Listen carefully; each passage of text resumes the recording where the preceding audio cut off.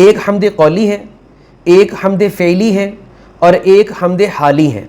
یہ تین طرح سے ہم اللہ تعالیٰ کی حمد اور ثنا جو ہے وہ بیان کر رہے ہوتے ہیں۔ اب میں ان کے بارے میں تھوڑا سا بتاتا جاؤں۔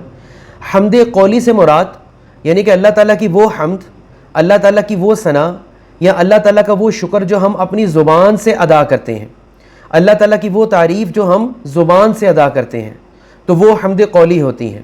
یعنی کہ یہ وہی حمد ہے جو اللہ تعالیٰ نے حکم دیا اپنے انبیاء کو کرنے کا، یعنی کہ وہی طریقہ جس طریقے پر ہمارے نبی نے اللہ کی حمد بیان کی ہے، تو اس طریقے پر جب ہم اللہ تعالیٰ کا ذکر کرتے ہیں، اللہ تعالیٰ کا اپنی زبان سے شکر ادا کرتے ہیں، اللہ تعالیٰ کی اپنی زبان سے تعریف کرتے ہیں، تو اسے حمد قولی کہا جاتا ہے، قول سے لفظ ہے۔ اس کے بعد آ جاتی ہے حمد فعلی۔ اس میں بیسیکلی کیا ہوتا ہے، اس میں ہمارا عمل آ جاتا ہے، اس میں ہمارا بدن یا جسم جو ہے وہ انوالو ہوتے ہیں۔ پہلے میں زبان جو تھی وہ انوالو ہے، حمد فعلی میں ہمارا پورا باقی جسم جو ہے وہ انوالو ہوتا ہے۔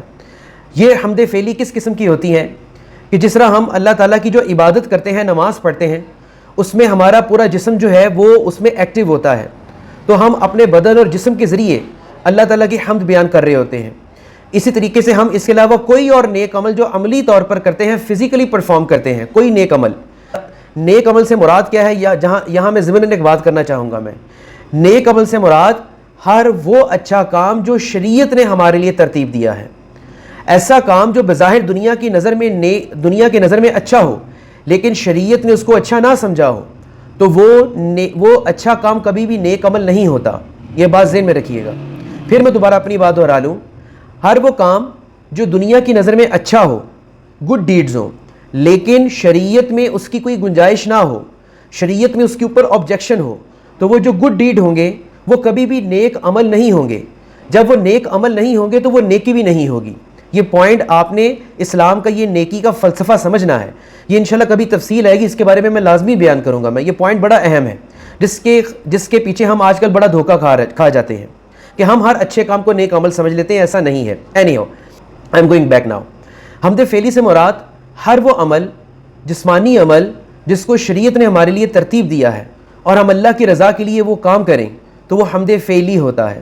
اس طرح میں نے مثال دی نماز پڑھنے کے حوالے سے، جس طرح میں نے مثال دی کہ ایک آدمی رزق حلال کے لیے گھر سے نکلتا ہے اور پھر وہ رزق حلال کماتا ہے، پھر وہ جو پیسہ کماتا ہے اس کو وہ اللہ کی راہ میں خرچ کرتا ہے۔ یہ پورا پروسیجر، اس کے پورے دن کے جو اعمال ہوتے ہیں فزیکلی، وہ سارے حمد فعلی ہیں۔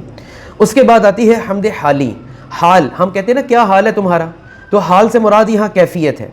یہاں جو بات ہو رہی ہے اس میں روح اور قلب کی بات ہو رہی ہے۔ حمد حالی میں ایک ایسا شخص، ایک ایسا مسلمان جو ہر وقت اللہ، جس کا دل بے شک وہ زبان سے ذکر نہ کر رہا ہو، ہر وقت اس کا دل اللہ کی یاد میں ڈوبا رہے، ہر وقت اس کا دل ڈرتا رہے کہ کہیں مجھ سے گناہ نہ ہو جائے، ہر وقت اس کے روح میں ایک تڑپ رہے اللہ تعالیٰ کا قرب حاصل کرنے کی، بے شک زبان سے وہ کچھ نہیں کہہ رہا، تو یہ بھی حمد کی ایک قسم ہے۔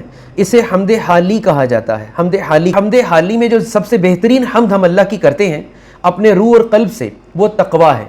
یعنی کہ تقویٰ کا سارا تعلق بیسیکلی کس چیز کے، تقویٰ کا جو اوریجن ہے یا تقویٰ کا جو مسکن بیسیکلی بنتا ہے وہ انسان کا قلب بنتا ہے، انسان کا دل بنتا ہے۔